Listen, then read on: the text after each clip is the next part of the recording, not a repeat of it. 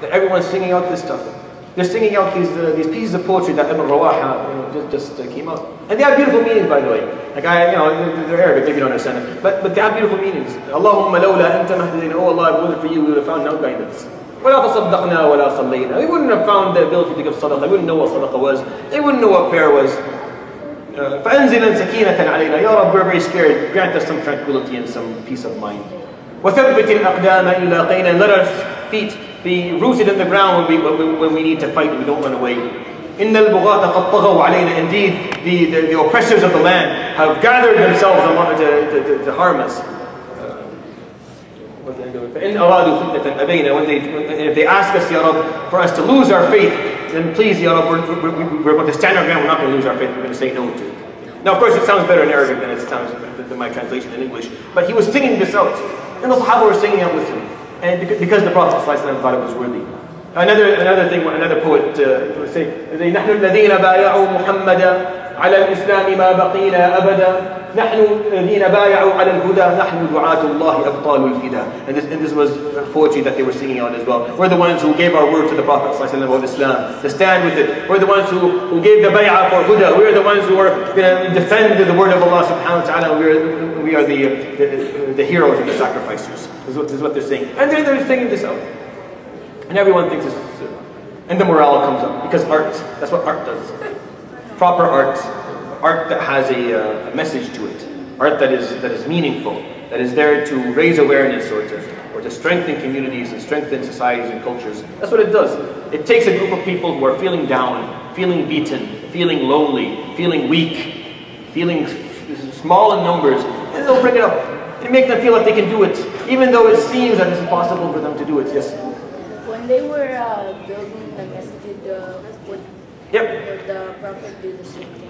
So he did the same thing when he built the masjid, if you remember that story. So the same thing happened when they were building the masjid of the Prophet ﷺ. He always, whenever they were working, he would tell the poets, Yallah, say something. Say something that is enjoyable to listen to. Let us hear something nice. Move forward. So then the Prophet ﷺ was can anyone know it? So the Prophet ﷺ, yeah. So he tried. Now he doesn't know how to say poetry. So he goes ahead and he says poetry. He said, Allahumma la aisha illa aishu al-akhirah faghfir lil-ansari wa lil-muhajir. It is totally out of tune and it's a mess and there's no rhythm to it at all. So the Sahaba, when they hear this, they start giggling. That's not how you do it. Because if you know, Arabic poetry is very similar to rap. It has to have a beat, right? The words have to come out with the beat. If they don't come out with the beat, they don't sound nice, right? So when the poets are saying the Arabic poetry, it all has a nice beat to it. So it has a rhythm. You can start singing out the rhythm, you can memorize the words. So the Prophet ﷺ wants to say his poetry, he comes and says it, and there's no beat to it at all. It's just a mess. And then the Sahaba start to giggle under their breath and laugh. And I believe that the Prophet ﷺ knew how to do it. I believe that he actually knew, but he chose not to. He chose to make it like that. Why? Because he wanted people to have a giggle. Sometimes you have to appear human to people, to go, especially as a leader. You have to appear human. Alayhi salatu wasalam is the type of person who was good at everything he did. He was that type of guy. He was good at everything. No matter what he did, he aced it. But if you're like that, people can't relate to you because you have no weak spots. So the Prophet ﷺ chose certain things not to do well.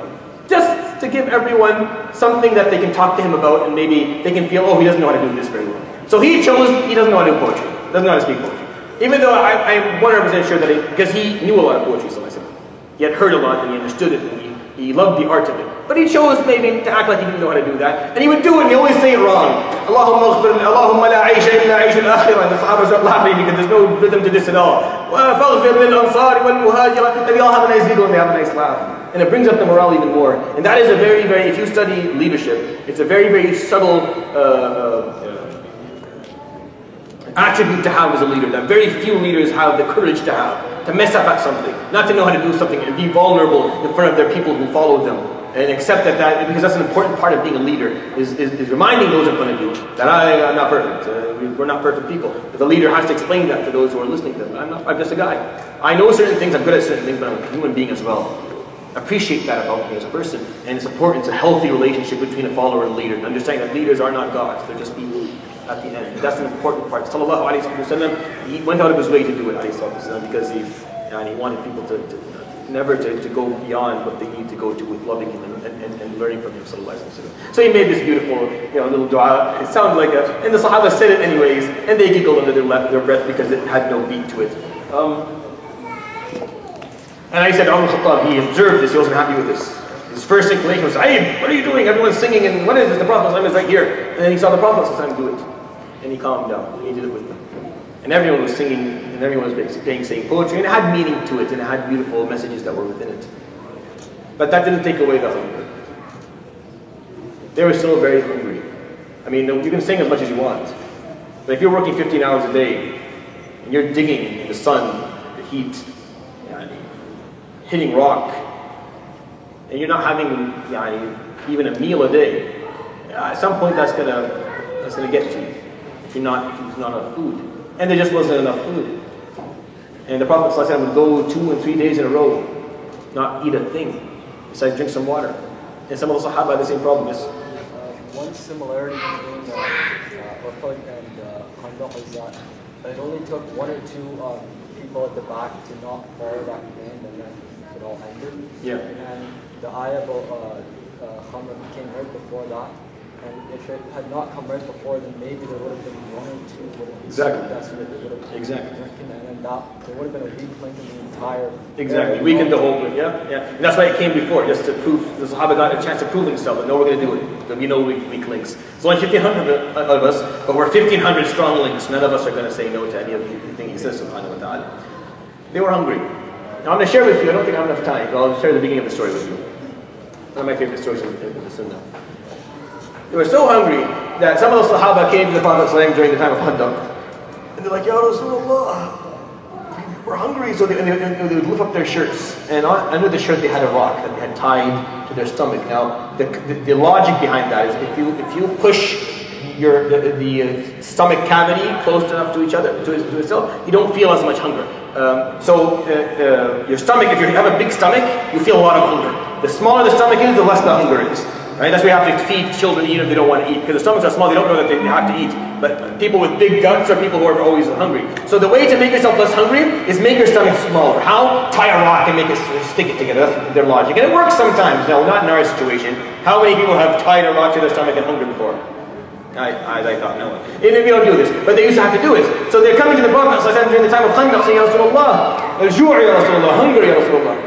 Look, we have a rock." The Prophet would smile. And he would lift up his shirt and he had 2. He had tied 2 of them on his stomach. The Sahaba all calmed down. "Oh, well, yeah, because you're hungrier than we are." And then a man called Jabir. You know Jabir? Remember Jabir?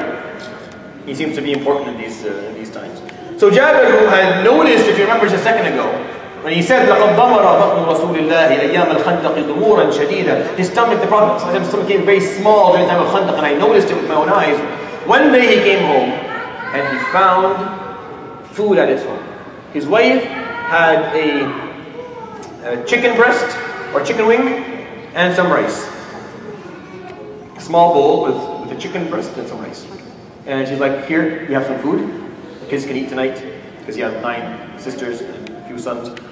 And we can eat. We can, of course, that amount of food wouldn't be enough for one person who's sitting here today. And if that's all your mother put for you in your plate, you'd be like, what's happening? You'd be very upset. You probably wouldn't eat it. But just the whole family has to eat this much. And Jabir said, "How about you save that? Just put the kids to sleep. Just sing them a lullaby or something. Let them sleep. They'll eat tomorrow.